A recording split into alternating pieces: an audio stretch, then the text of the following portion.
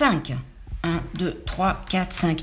Non, je suis pas en train de jouer. Je suis en train de tester le nouveau jeu de société de Marcel Friboulet. Alors Marcel, combien vous en avez inventé de jeux comme ça? Bien, j'en ai 4 de finalisés et puis 2 en prototype. Panique dans la ruche, c'est le petit dernier. C'est le dernier. Mais Marcel n'est pas seulement inventeur de jeux. Il a d'autres cordes à son arc. Vous me montrez? On y vole? On y vole.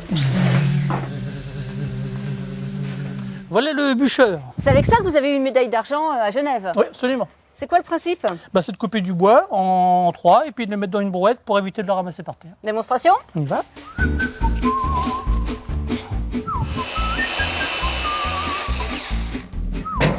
Et le tour est joué.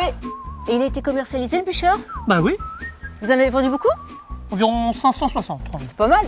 En 4 ans. Qu'est-ce que vous vouliez faire quand vous étiez petit? Balayeur. En fin de compte, c'est ma maîtresse qui me disait tout le temps « Marcel, tu finiras balayeur ». Mais elle avait raison en plus. Oui, parce que qu'est-ce que vous faites dans la vraie vie? Je suis employé municipal à la ville d'Évreux. Je balaye les rues, je nettoie les trottoirs, je nettoie les caniveaux.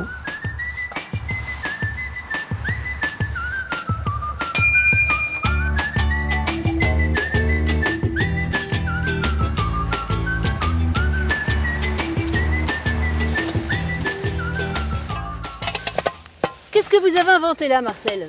Écoutez, c'est un chariot ramasse-feuilles. Ça permet d'enfermer les feuilles dans un boudin, le filet, comme les filets à sapin. Ce qui est intéressant, c'est qu'après, ça peut faire du bon compost. Parce que le filet est biodégradable. Et qu'est-ce que vous allez en faire de cette idée? Je vais essayer de faire un petit concours d'épines avec ça. Vous revendiquez ce terme d'inventeur aujourd'hui? Inventeur, ça fait marrer, quoi. C'est ça qui est embêtant, c'est que ça fait marrer. Vous êtes allé combien de fois au concours Lépine? Alors j'ai fait 3 concours d'épines et j'ai fait un salon de Genève. Est-ce que vos inventions vous réveillent la nuit? Non, elles ne me réveillent pas, elles m'empêchent de dormir. Vous avez eu combien de temps pour créer Panique dans la Il y a ruche? 6 ans. 6 ans que j'ai déposé la marque. Quel accueil il a reçu ce jeu alors?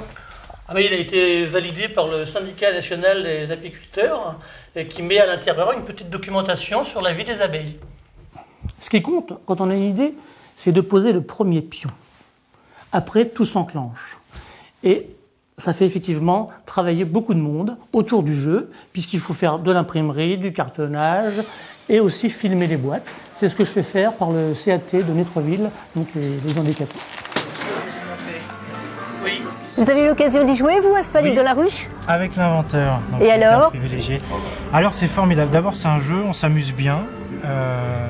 Il y a un petit supplément d'âme parce qu'on se met dans la peau d'une abeille pendant au moins quelques dizaines de minutes. Donc voilà, mais ça n'enlève pas l'essentiel, c'est vraiment de s'amuser et on passe un vraiment bon moment. Qui c'est qui a gagné? Je prendrai ma revanche.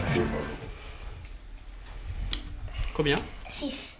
6, voilà. Là, tu mets un coup de dard à celle-là et tu la fais prisonnière. Marcel, vous avez une devise. Oui, c'est parce que je connais mes limites que je les dépasse. Ça veut dire qu'il faut toujours, on peut toujours améliorer les choses. Si on se limite à ce qu'on sait faire, on ne va pas de l'avant. Il faut aller plus loin encore. Je sais pas laquelle que je vais tuer. Quand j'étais gamin, j'essayais de faire des châteaux de cartes, mais j'y arrivais jamais. Alors, je me suis dit, tiens, si on pouvait mettre des petits pieds aux cartes. Et puis du coup, ça m'est venu l'idée de faire ce petit jeu.